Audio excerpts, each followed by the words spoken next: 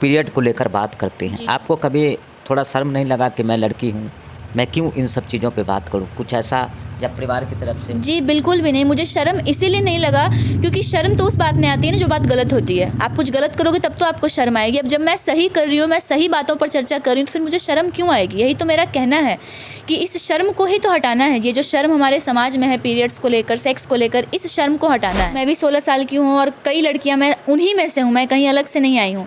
तो जब मैं अपनी आंखों पर सैनिटरी पैड डालकर एक फ़ोटो सोशल मीडिया पर डाल सकती हूँ, न्यूज़पेपर्स में वो फ़ोटो आई थी और यूनाइटेड नेशन, यूनिसेफ, हर तरफ वो तस्वीर गई थी मेरी, तो जब मैं ऐसा कर सकती हूँ तो तुम कम से कम एक छोटी सी खुद की लड़ाई तो लड़ सकती हो। मैं यही चाहूँगी कि हर लड़की उस पुस्तक को पढ़े और उस पुस्तक को पढ़ के समझे कि ये उसका अधिकार है, पीरियड्स उसके साथ होता है और ये होगा ही। तो इस बात को लेकर जब तक वो शर्माती रहेगी, छुपाती रहेगी, तब तक उसके अधिकारों का हनन किया ही जाएगा। पुस्तक जो आपकी आ रही है लाल धब्बा, तो ये टॉपिक इसमें क्या है?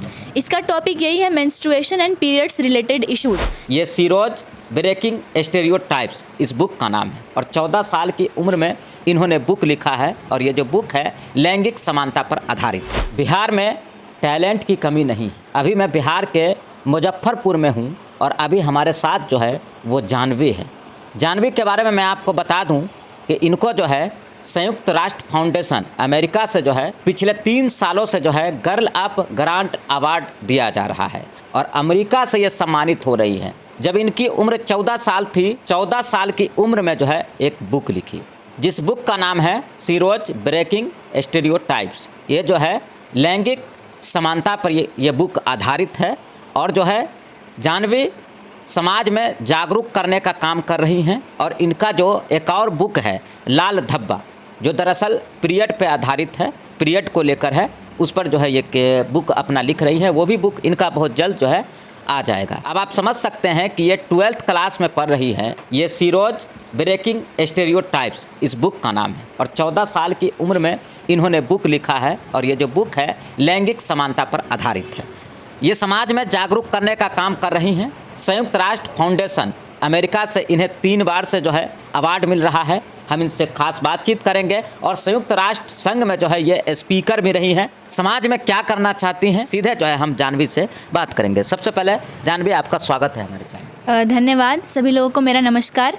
मेरा नाम जानवी है, मेरी उम्र 16 साल है और मैं लैंगिक समानता और महिला सशक्तिकरण पर काम कर रही हूँ। अच्छा, आपने ये बुक लिखा है सीरोज ब्रेकिंग स्टेरियोटाइप्स। इस बुक को लिखने का क्या मकसद है आपका, क्या उद्देश्य है? जी, तो इस पुस्तक में मैंने जेंडर इक्वलिटी से रिलेटेड जो भी प्रॉब्लम्स हैं उन सब की चर्चा की है और मेरा मुख्य मकसद यही था कि जो भी व्यक्ति इस पुस्तक को पढ़ेगा, उसको पढ़ने के बाद उसको एक समझ आ जाएगी कि लैंगिक समानता आने की क्यों आवश्यकता है हमारे समाज में और क्या क्या समस्याएं हैं। अगर जेंडर इक्वलिटी नहीं है तो क्या कुछ फेस करना पड़ रहा है लोगों को। और उसके साथ साथ आधी पुस्तक में तो मैंने वो सब समस्याओं की चर्चा की और आधी पुस्तक में मैंने लिखा है एक लड़की की मोटिवेशनल स्टोरी है। जो लड़की बहुत ही पिछड़े हुए परिवार से आती थी, उसके पास कुछ भी नहीं था, बट उसके पास एक चीज़ थी जो कि था लगन। उसके अंदर मेहनत था, उसके अंदर कुछ कर दिखाने का जज्बा था। तो उसी कारण से वो अपने लाइफ में बहुत आगे तक बढ़ी और सिर्फ खुद ही नहीं बढ़ी, अपनी समाज की और भी लड़कियों को अपने साथ लेकर आगे बढ़ी। किस तरह से लड़कों का संबोधन ही से हीरो किया जाता है, तो मेरा मानना था कि अगर लड़कियों का संबोधन भी शी से शीरोज करके किया जाए तो अंदर से एक मोटिवेशन फील होगा, एक करेज फील होगा अंदर से कि हमें भी शीरोज कहा जा रहा है, हमें पावरफुल कहा जा रहा है। और उसके बाद का नाम है ब्रेकिंग स्टीरियोटाइप्स, जिसका मतलब है कि हमारी जो ये शीरोज़ हैं, ये उन धारणाओं को, जो गलत धारणाएं पिछले कई सालों से, कई हजारों सालों से चली आ रही हैं, उनको ये शीरोज़ ये तोड़ रही हैं। तो इस किताब का तो शीर्षक यही है, शीरोज़ ब्रेकिंग स्टीरियोटाइप्स।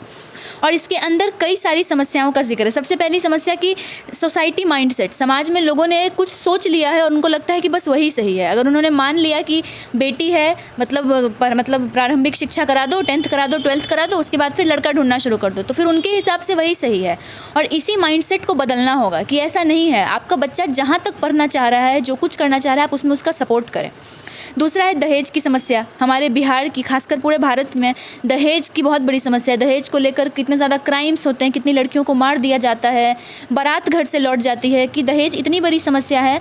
कहने को तो हमारे बिहार जो है वो दहेज मुक्त कहा जाता है, किस तरह से दहेज को लेकर एक ह्यूमन चेन, एक मानव श्रृंखला का भी फॉर्मेशन हुआ था। बट ये सब करने से जब तक आप ग्राउंड लेवल पर एक्शन नहीं करोगे तब तक कोई भी चीज़ का सॉल्यूशन नहीं निकल सकता। उसके बाद है बॉडीली ऑटोनॉमी, किस तरह से महिलाओं के शरीर पर उनका अधिकार नहीं है, जैसे मर्जी चाहे लोग उसका इस्तेमाल कर सकते हैं। उसके बाद है कि लड़कियों को शिक्षित नहीं किया जा रहा है, उनको शिक्षा से दूर रखा जा रहा है, क्योंकि ऐसा माना जाता है कि अगर वो शिक्षित हो जाएंगी तो फिर वो सबको पीछे छोड़कर आगे निकल जाएंगी, तो फिर आप उनको दबाओगे कैसे, इसीलिए उनको शिक्षित नहीं किया जाता है। किस तरह से डोमेस्टिक वायलेंस का केस होता है, लड़की औरतों के साथ घर में मारपीट की जाती है, तो ये डोमेस्टिक वायलेंस भी बहुत बड़ी प्रॉब्लम है। और ये सिर्फ उन घरों में नहीं होता जहाँ पर कम शिक्षा है, ये वैसे परिवारों में भी होता है जो अमीर हैं, जो पढ़े लिखे हैं। तो डोमेस्टिक वायलेंस की भी समस्या बहुत बड़ी है। उसके बाद है कि मेंस्ट्रुएशन पीरियड्स को लेकर जो समस्या है उसके बारे में चर्चा है, और इस तरह की 17 समस्याओं का मैंने इसमें जिक्र किया है अपनी पुस्तक में। 17 का। जी हाँ, और भाई उसके अगले वाले पार्ट में जो मोटिवेशनल स्टोरी है एक लड़की की, पीरियड को लेकर बात करते हैं, आपको कभी थोड़ा शर्म नहीं लगा कि मैं लड़की हूँ, मैं क्यों इन सब चीज़ों पे बात करूँ, कुछ ऐसा या परिवार की तरफ से? जी बिल्कुल भी नहीं, मुझे शर्म इसीलिए नहीं लगा क्योंकि शर्म तो उस बात में आती है ना जो बात गलत होती है। आप कुछ गलत करोगे तब तो आपको शर्म आएगी। अब जब मैं सही कर रही हूँ, मैं सही बातों पर चर्चा कर रही हूँ, तो फिर मुझे शर्म क्यों आएगी? यही तो मेरा कहना है कि इस शर्म को ही तो हटाना है। ये जो शर्म हमारे समाज में है पीरियड्स को लेकर, सेक्स को लेकर, इस शर्म को हटाना है। और अगर शायद मेरे माँ बाप मुझे रोकते इस बारे में बात करने से, तो आज मैं नहीं बात कर पाती कैमरे के सामने, क्योंकि अगर वो मुझे डांटते अकेले में कि तुम लड़की हो, तुम हमारे घर की इज्जत हो, तुम ऐसी बातें क्यों कर रही हो, तो शायद मैं नहीं बोल पाती। बट उनका सपोर्ट मिला, समाज से कुछ बुरा भी सुनने को मिला तो कुछ अच्छा भी सुनने को मिला। बट मतलब कहीं ना कहीं ये आपके घर वालों से आपको प्रेरणा मिली है सेक्स और पीरियड जैसे टॉपिक पर आप खुलकर बात करें। जी जी बिल्कुल, परिवार वालों का सपोर्ट है, और अगर परिवार का सपोर्ट ना रहे तो फिर कोई इंसान उतनी तेज़ी से आगे नहीं बढ़ सकता है। तो बिल्कुल माता पिता का सपोर्ट है। और इसी पीरियड्स को लेकर मैं दूसरी पुस्तक भी लिख रही हूँ जिसका नाम है लाल धब्बा। तो उसमें मैंने लिखा है कि किस तरह से क्या क्या समस्याएं एक महिला को फेस करनी पड़ती है इस टाइम पर। ये पुस्तक जो आपकी आ रही है लाल धब्बा, तो ये टॉपिक इसमें क्या है? इसका टॉपिक यही है, menstruation and periods related issues. सबसे पहले तो चर्चा उसमें होगी कि क्या क्या समाज की धारणाएं हैं, किस तरह से उन धारणाओं को तोड़ना है, कैसे लड़कियों को आगे बढ़ना है। और उसके साथ साथ है उसमें कि कैसे महिलाएं इस समय पर अपना खास ध्यान रख सकती हैं, क्या खाना चाहिए, क्या नहीं खाना चाहिए, किस तरह से वो अपना हाइजीन मेंटेन कर सकती हैं, खुद को साफ़ सुथरा रख सकती हैं। ये सारी बातों की चर्चा, आप पीरियड्स को लेकर जितनी बातें एग्जिस्ट कर रही हैं, मैं कोशिश कर रही हूँ कि मैं सबको पढ़ूँ, समझूँ और तब उसको अपने शब्दों में पिरो करूँ। मैं यही चाहूँगी कि हर लड़की उस पुस्तक को पढ़े और उस पुस्तक को पढ़ के समझे कि ये उसका अधिकार है, पीरियड्स उसके साथ होता है और ये होगा ही।